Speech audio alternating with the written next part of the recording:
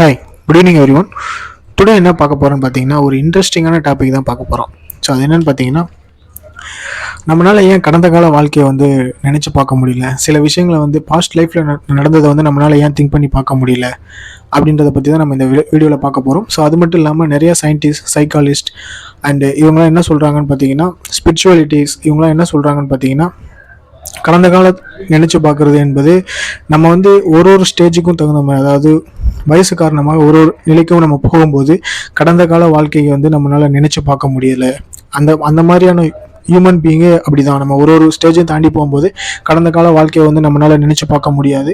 அது மட்டும் இல்லாமல் கடந்த வாழ்க்கை நினச்சி பார்க்குறதுன்றது ரொம்பவே கஷ்டமான ஒரு விஷயம் அப்படின்றது.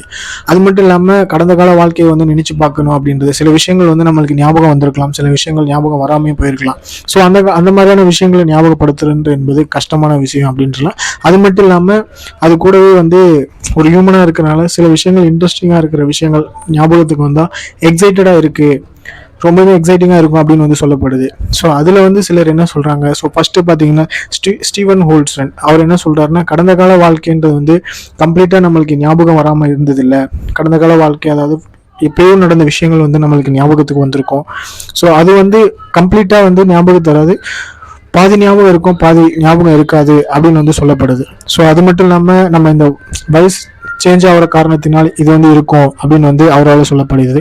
அது மட்டும் இல்லாமல் அடுத்ததாக பார்த்தீங்கன்னா ஆப்ரகாம் ஹிக்ஸ் அவர் என்ன சொல்கிறாரு, அவரும் ஒரு சயின்டிஸ்ட் தான், ஸோ சைக்காலஜிஸ்ட். அவரும் என்ன சொல்கிறாரு பார்த்தீங்கன்னா, கடந்த வாழ்க்கையை நம்ம நினைச்சு பார்க்கறது, ஸோ எந்த ஒரு விஷயமா இருந்தாலும் நம்மளால கண்டிப்பாக கடந்த கால வாழ்க்கையை மறந்து போன ஒரு விஷயமா இருக்கட்டும், அதாவது நம்மளுக்கு தெரியாமல் ஒரு விஷயம் நடந்திருக்கும். ஸோ அந்த விஷயத்த கூட நம்மளால நினைச்சு பார்க்க முடியும். பாசிட்டிவாக திங்க் பண்ணால் அந்த விஷயத்த நம்மளால கண்டிப்பாக நம்மளால திங்க் பண்ணி பார்க்க முடியும் அப்படின்னு சொல்லிட்டு ஆப்ரகாம் சொல்றாரு.